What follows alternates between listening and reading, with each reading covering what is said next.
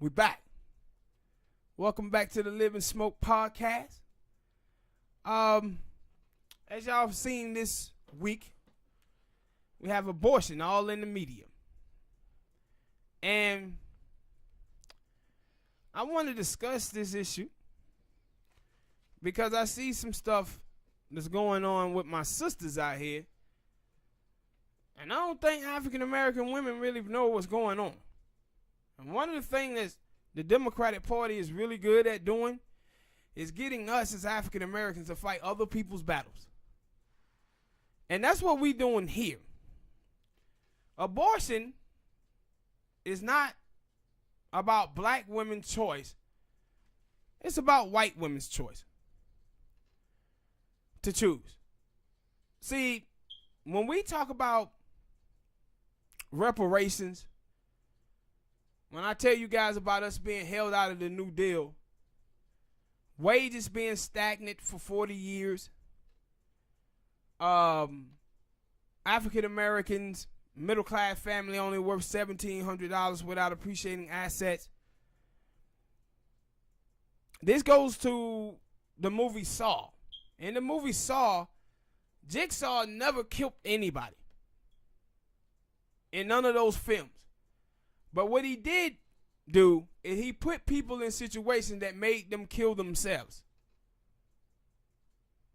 And the United States government, what they have done is put African Americans, Mexican Americans, and Puerto Ricans as well in position to kill themselves.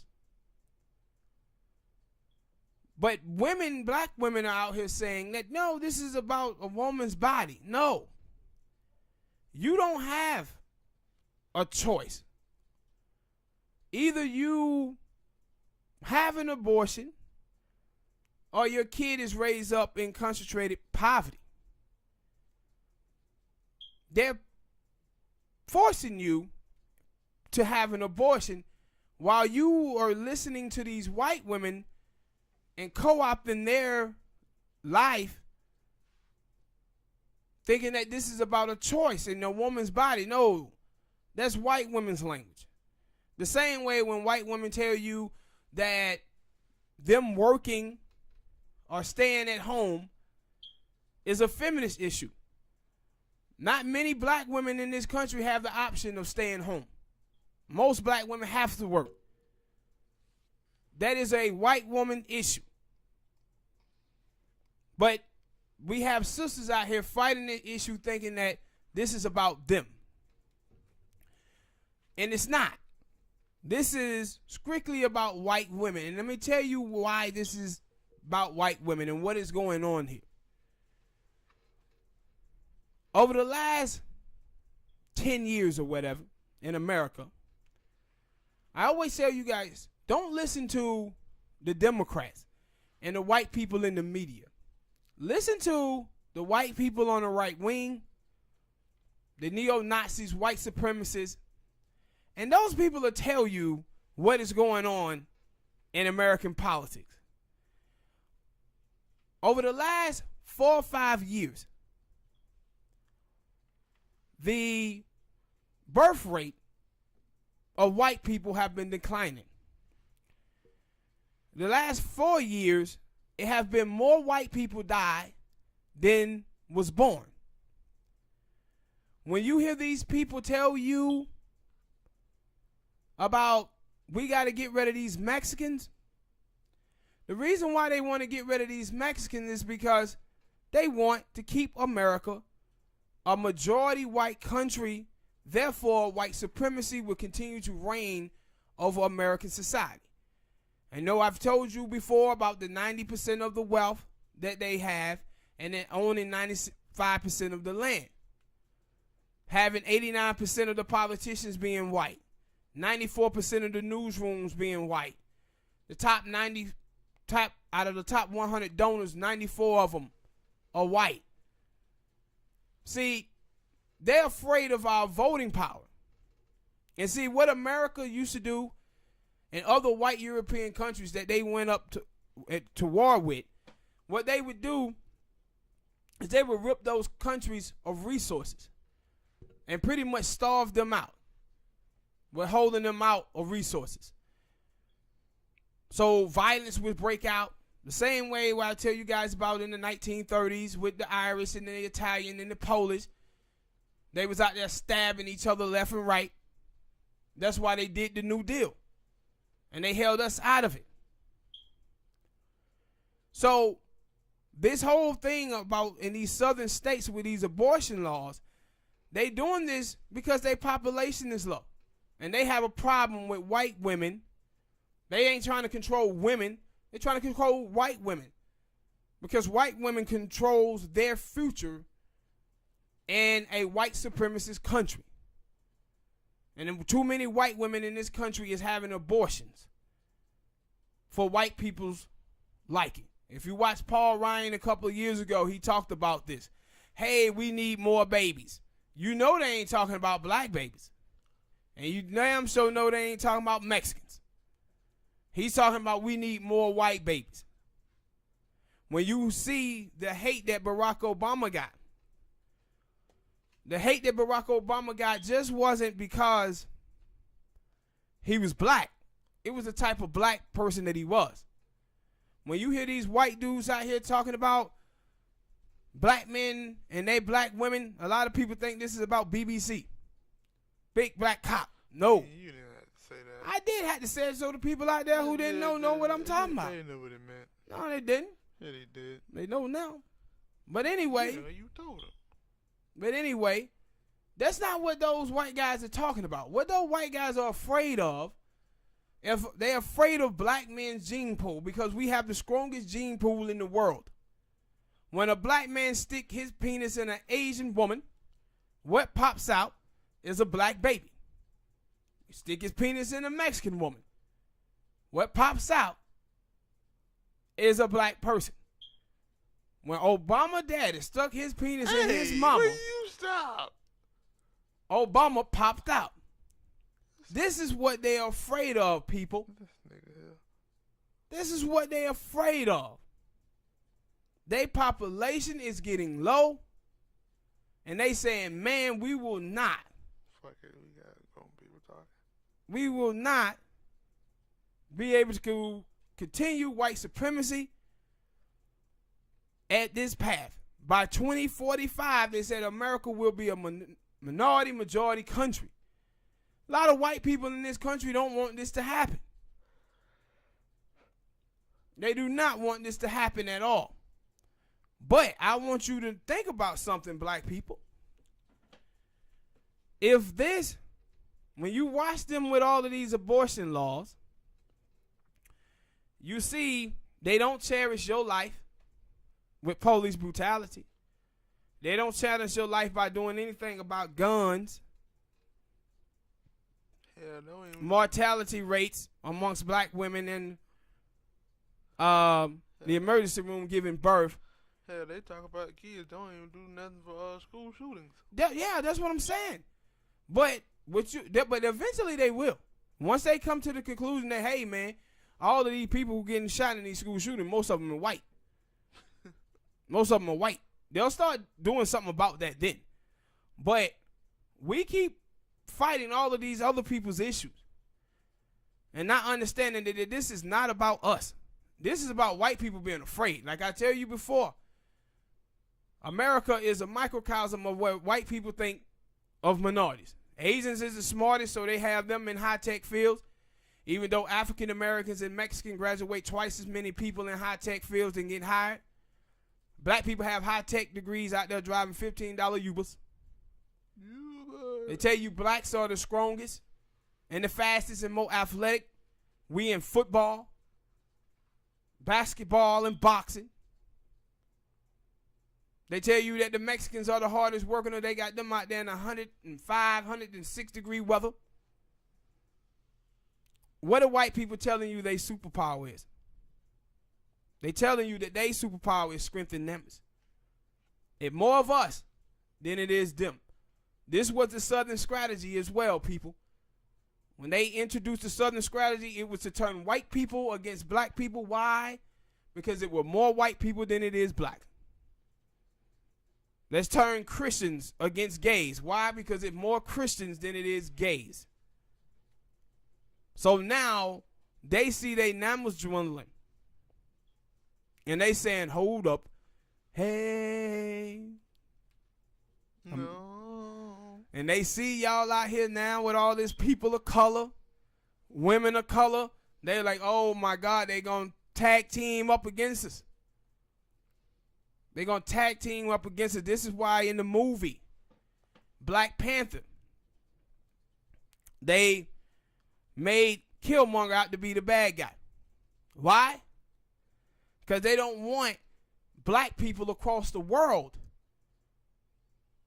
to see themselves as one. Because if black people see themselves as one, what white people know is that it's more black people on this planet than it is whites. And if black people all across the world would stop living in tribalism, but saw each other as brothers and sisters, and white supremacy was their enemy, then all of these white European countries will have hell on their hands. So they try to keep us in a state of confusion. And here in the States, they got us here in a state of confusion. And see, when I tell you about the abortion issue and following a white woman's viewpoint, those white women end up hurting African American women. And how is that? You take somebody like Melissa Milano. Melissa Milano is telling you we need to go on strike because of the abortion law in Georgia. Sex strike. But see, also it's the same woman that tells you that we need to vote for Joe Biden. See, that's a disconnect there. See, privileged white women, abortion is a choice.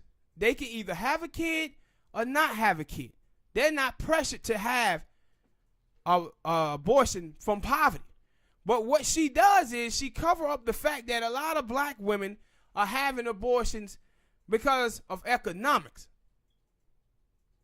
She covering up that fact. And when you follow her and her moves and other white feminists, you hurting yourself because you allowing Alyssa Milano to go out and vote for people like Joe Biden without taking into account the economic poverty that many women of color are in. See, for them, it's about their body, white women. It's about white men trying to control their bodies. And that is actually what white men are trying to do. Because what white men see their white women as is cattle. Just like back in slavery, that's what they used to do to black women. Where black women used to have 6 or 7 kids before the age of 21. The same way you see them on farms with chickens and cows and pigs. That's how they used to handle black women back in those days too. Go look up the dude Bob. Bob? Yeah. Bob was an old big muscle-bound slave. And so what they would do with Bob, they would take him from plantation to plantation to have sex with other black women on the plantation who was hard workers to try to make super babies. They were trying to make LeBron James on the plantation. And they had said Bob had over like 2,000 or 3,000 children.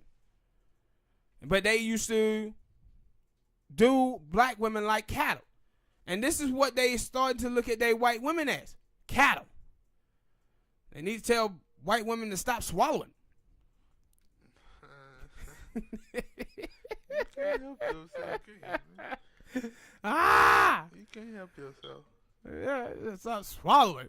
Yeah, but that's what this abortion issue is, people.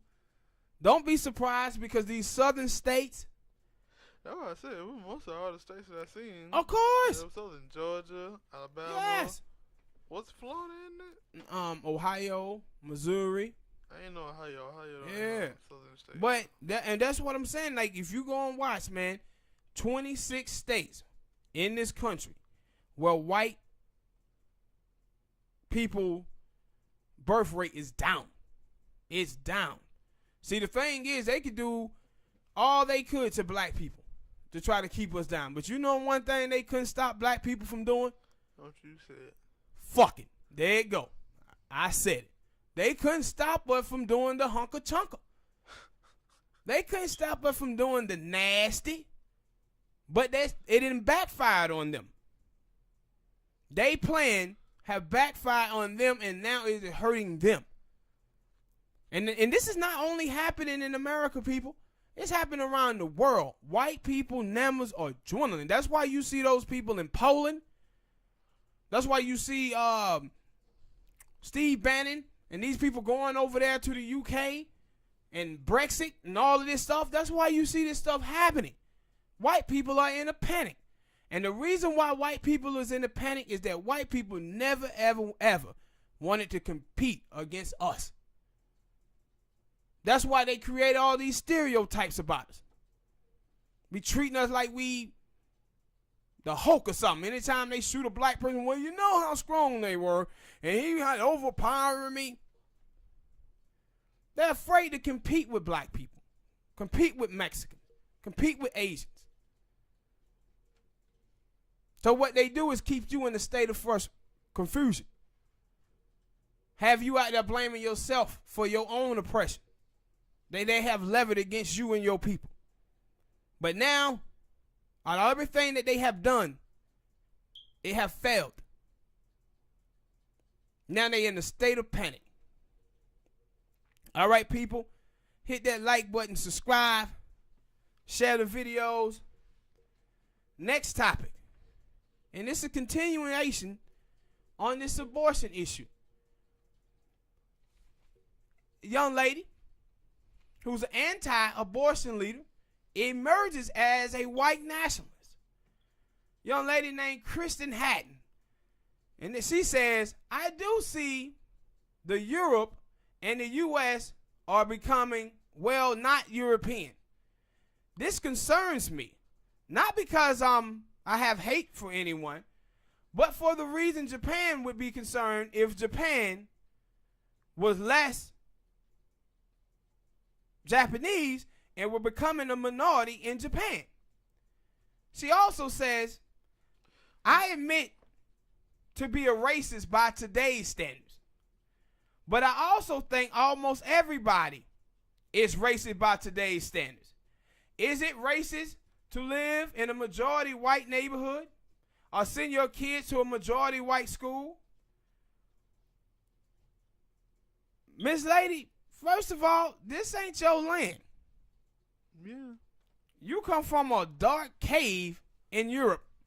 Duh, I was just gonna say, like, But- hold on, man, later, you talking about Japan people, well, Japan people, that's where they were from. Yes. Like, I would understand if you were saying that white people ain't native to the United States. Yeah, they came from Europe. Y'all killed the people who are natives to United States. Well, it's like The Indians. 2% of them, and y'all don't. They don't have any input in America. So y'all are asking. I told you, man. It's like that. I did tell you about it. I don't know if they heard about it. About that's why people still celebrate the Confederate flag, because people in the South have warped history, and a lot of time white people warped history. They And whitewash somehow it. they make it seem like they were the first people on Earth. Mhm. They were the first people on Earth, and then they went over there and found Japanese people. They went over there and found African people, enslaved them, and brought them back to America. And that America is a white country. No, it was a white country because y'all came over here and killed Indian people and enslaved black people. Now, what I want you guys to understand is this woman was left wing. One of these white feminist women who prides herself on being an anti-abortion leader, but she was pro-abortion. In the beginning, guys, she became anti-abortion now, but she used to be all for abortion. Why you think she flipped? She telling you why she flipped. She telling you that she was a flaming liberal before Donald Trump. But then after Donald Trump, Now she's saying she's concerned that America will not be a European country any longer. It ain't supposed to be a It don't. European Yes, country. America is supposed to be a melting pot of different cultures and different races. This is what I'm telling you, that white people who talk like this is the most un-American people in the United States of America. And we don't call them out on this nonsense. But another thing I want to point out about her is when she talks about, I admit that I'm racist by today's standards. Yesterday, but I also days. think almost everyone is. Where she talk about by today's standards, if you touch a black person's hair because you think it's cute, you racist. No, you shouldn't be going around here touching other people's hair. Mm-hmm. But she says that's assault. But she says that, is it racist if I want my kids to live in a majority white neighborhood or send my kids to a majority white school? Something is wrong when you telling me you thinking about that. Mm-hmm. You thinking about race. Why is it that you can't have your kids in a school that is mixed? Multicultural. See, this is what I be telling y'all about these white liberals and why you can't trust them. This is the same type of nonsense that you were seeing up there in New York, where they had like 800 admissions to these elite white schools, and the black kids only got a very low number of admissions. See, these white people, they talk this equality game to black people through the Democratic Party, but those people want you to have equality over there in them ghettos and slums, not in their neighborhood. And this is what this woman is telling you. If she thinks that way, that doesn't mean she racist. No, but what it does mean is that she understands fully that the schools in the white neighborhoods are better funded than the schools in the black neighborhoods. But she wants black children to be subject to a lower education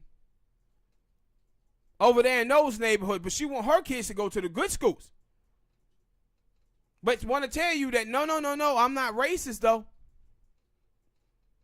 And this is what you see from a lot of these women out here on the left. But my point to all of you guys is, why do you think she flipped? Why do you think that she was pushing for abortion so hard before Trump?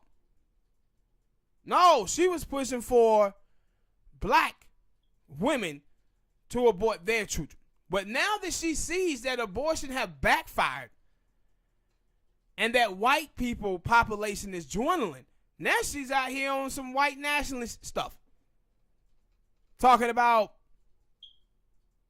well, if the Japanese was becoming a minority in their own country, they would have a problem. The problem is Japanese in Japan, that is their country.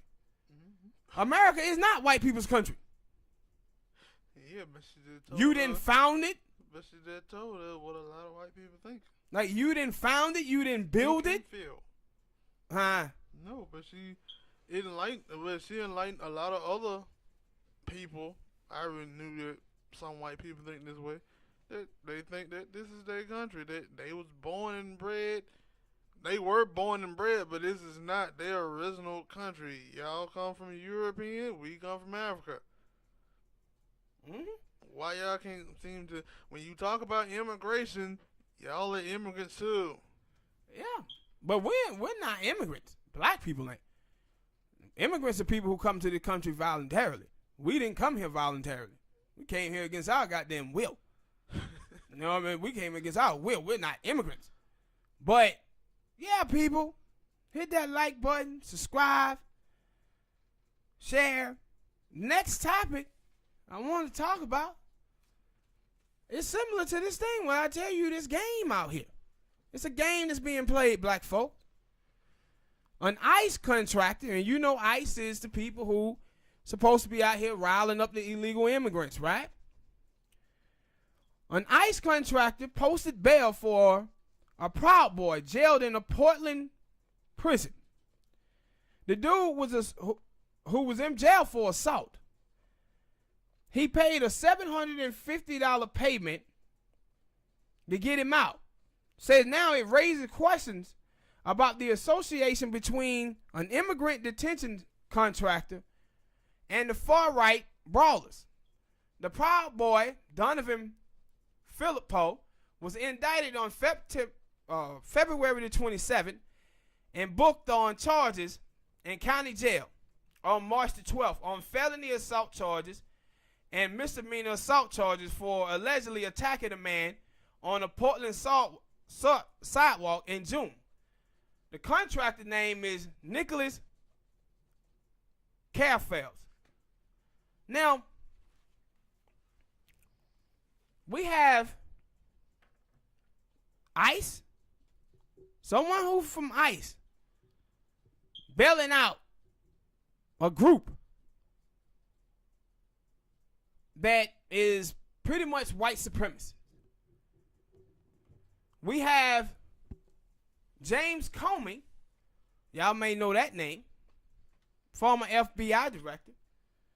And James Comey warned that white supremacist groups have infiltrated the local and state law enforcement, indicating it was a significant threat to the national security in this country. This is James Comey, the former FBI director. In 2006 bulletin, this is back in 2006, they said the same thing about white supremacists have infiltrated police departments in this country. Do you think that's a coincidence that white supremacists have infiltrated law enforcement, the FBI say, and now we have all these black people being shot and killed by police officers? Do you think that's a coincidence? Think about how much you see the stories of these police officers who are getting caught that got white supremacist ties. This ain't a coincidence, people. Like, this is happening right now in black America, in the United States of America, where you have the abortion stuff, you have this ICE contractor posting bail for a Proud Boy, James Comey of the FBI telling you that white supremacists have infiltrated the police departments. You have the president of the United States of America talking about kicking immigrants out of the country of all stripes. He's talking about Mexicans are rapists and murderers. He calling Africa and Haiti shithole countries. But you never see them mention anything about the Canadians moving into America. Anything about the white Europeans coming into America. Anything about the white Australians coming to America. Remember when Donald Trump was out there telling you, why don't we let people in from Finland or Denmark? I thought we did. No, we let them in, but he's talking about let's focus on them to let more of them in. You know why he want more of those people in? One, because he's a dummy. He'll a dummy because Finland and Denmark, both of those are socialist countries. So you come over there, you bring them people from over there, you bringing in a bunch of Bernie Sanders. People who have the ideology of Martin Luther King Jr. That's what Martin Luther King Jr. was, a democratic socialist. So you bring those folks in, you'll be ready to kick them right back out anyway. But the reason why he said those countries is because those countries are predominantly white.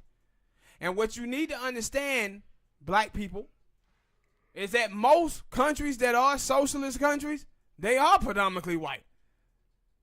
And they predominantly white for a reason. Because white people have no problems helping their own. Before 1980s, America, for white people, pretty much was a socialist country. With the New Deal and all, that's what they did to build the white middle class in this country with the New Deal policy. But once in 1964, with the passage of the Civil Rights Act, when we as black people got our rights and became a part of those same program, the next year white people start changing those tax rates. They're like, hell no, we don't want to take help them niggas. And then in 1965, they passed the Immigration Act of 1965 that flooded the country with all of these immigrants. And that's when they really start changing those tax brackets. because they didn't want to help us. But with them ICE bailing out this dude, is like, come on, bro. Like, this stuff is right in front of our faces, man. They ain't hiding this. They ain't trying to hide it. The Democratic Party and the mainstream media is. They trying not to talk about it in its proper form. But the right wing in this country and the screamers, they're not trying to hide it. And the thing it is that we have to understand as black people and other minorities in this country is that the Republican Party is more dedicated to white supremacy than the Democratic Party is dedicated to anti-racism. On the left, we got too many non-racist white people and not enough anti-racist white people. And see, what non-racist white people will do is they'll see you get your ass beat and handed to you, killed even, and say, that's bad that that person did that to you. You looking at that person like, why you didn't help, motherfucker? You see me get my ass whooped, why you didn't help? That's what the Democratic Party is. They non-racist white people. A lot of them are racist white people like Joe Biden. That ain't nothing but a racist Republican there. But a lot of people on the left is non-racist. You remember them white boys up there in Portland that had saw the black girl getting picked out on that train by the racist dude, and they went in there and tried to fight the dude. He ended up getting killed. They ended up getting killed. Yeah, them white boys right there was anti-racist. When you see the anti-fascists, Antifa, out there beating the hell out of Richard Spencer, them white folk right there is anti-racist. They ain't hearing it. But the most of the white people that you see in your mainstream media, and the most of the white people you see in Congress, those white people are non-racist. Those are people that see something happen and say, oh my God, what Trump said is bad. The same way in this country where when people who wanted to abolish slavery, white people back in that time would say, man, slavery was so bad. It's so bad. Look what it's doing, keeping black people down and all of this stuff. But so many people who wanted to abolish slavery came around and said, oh, yeah, you're right. Slavery is bad. Let's do something about it. Those same white people went to attacking the people who wanted to abolish slavery. And you sitting there like, hey, I thought y'all people said slavery was bad. This is what you see from these white people in the media. They tell you about all the problems that capitalism creates, and how bad capitalism is. But the first time someone steps up and start talking about changing that system, they start attacking Bernie Sanders, attacking Elizabeth Warren, attacking Alexandria Cortez. When Martin Luther King Jr. was talking about, when he said in America, if America ever going to come truthful about the plight of the Negro, you're talking about billions and billions of dollars. He said in America that gets tricky because now you're talking about capitalism. But he said if America ever going to get truthful about the plight of the Negro, you're talking about America accepting a type of democratic socialist system.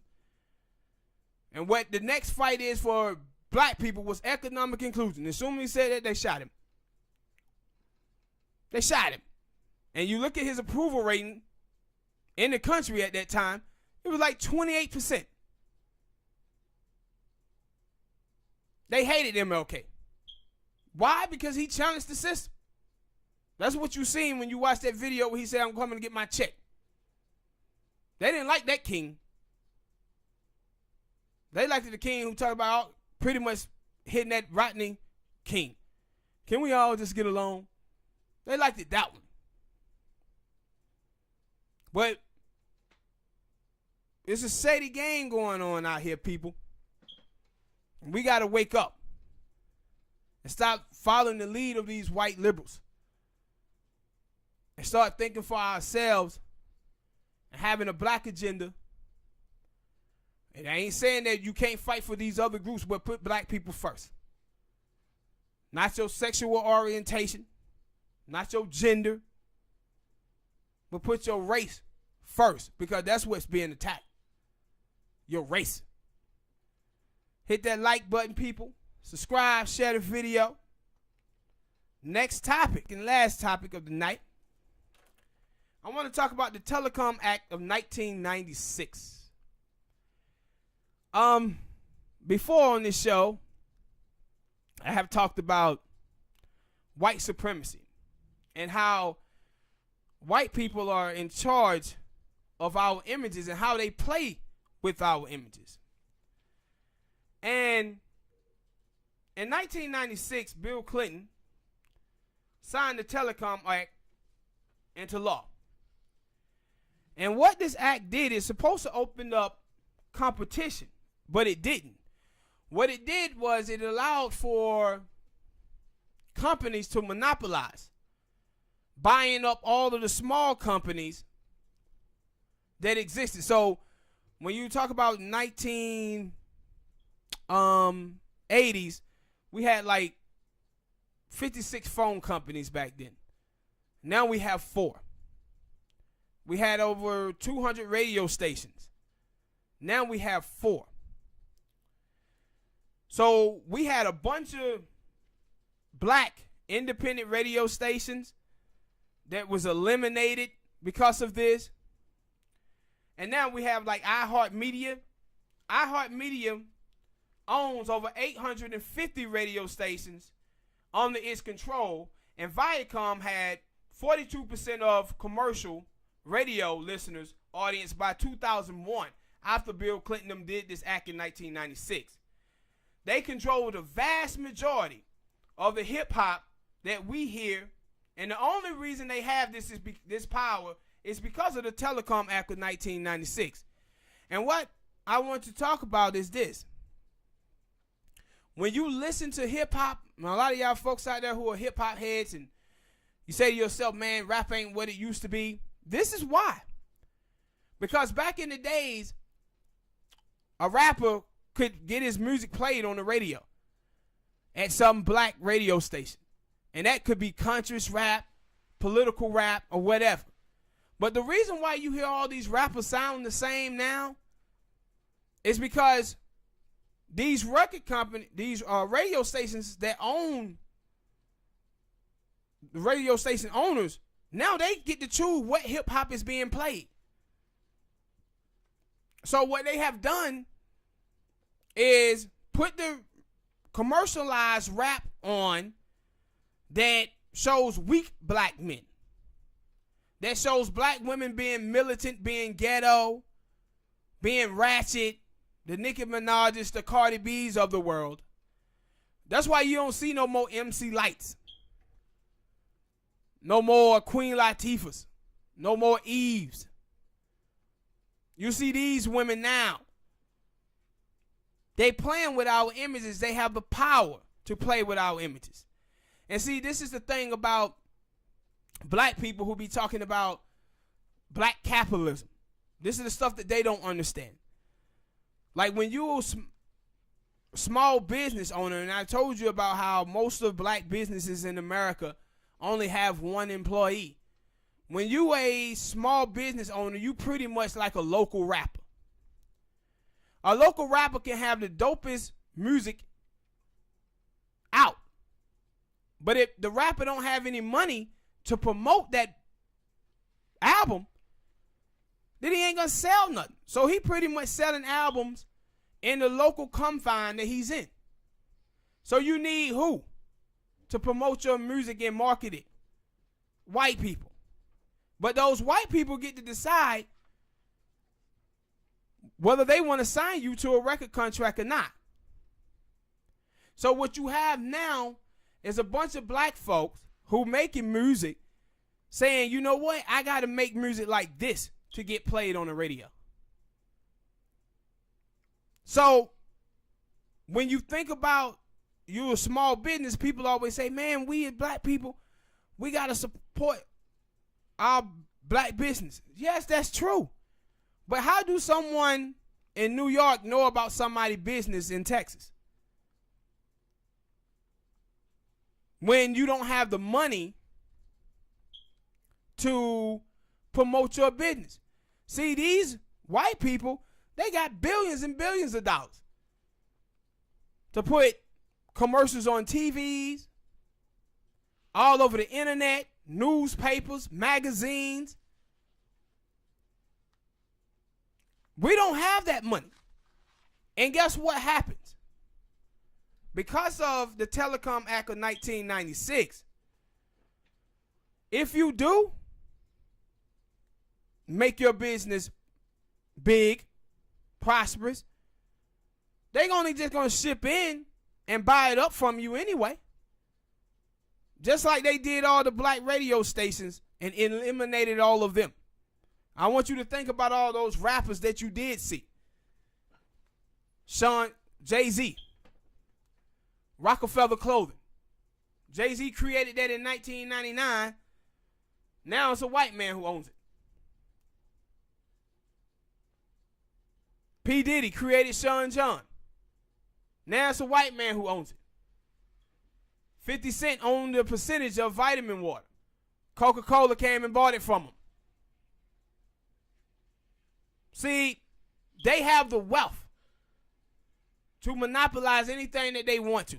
So if you have a business, you're going to have a hard time growing your business and making it something big. Like, I think they said, like, the average black business in this country make around $45,000 to $50,000.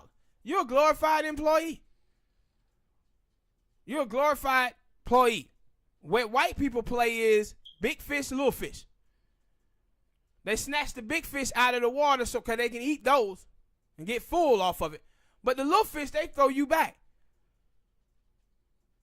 Let you sit out there for a while, and if you do grow, they come and pick you out of the water and eat you too. That's why you see with Netflix, we got like one blockbuster now in America. Because Netflix and put all them jokers out of business. Monopolizing businesses, man.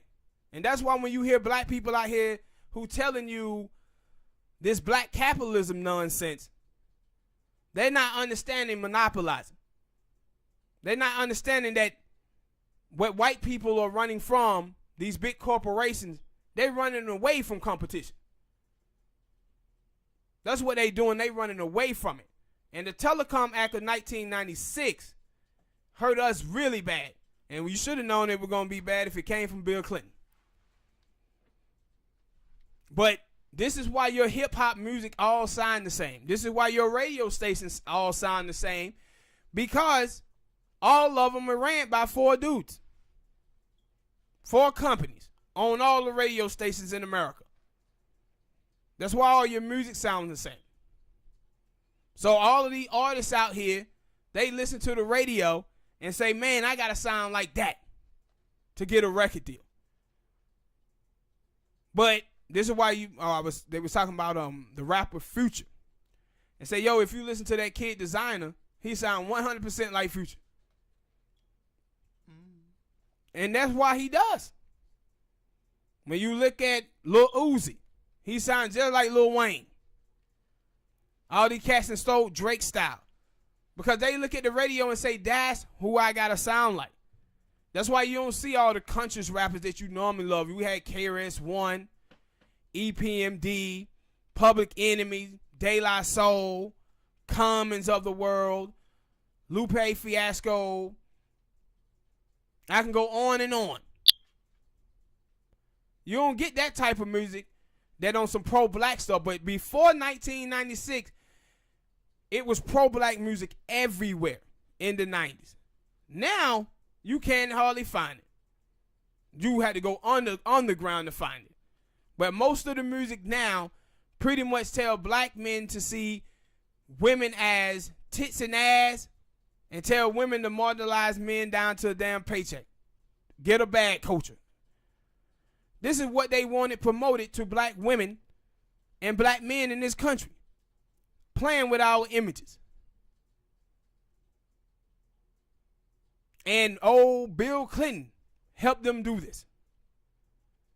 But with that said, people, we're going to sign off for tonight. Hit that like button. Subscribe. Share. And we'll see y'all next time. Peace.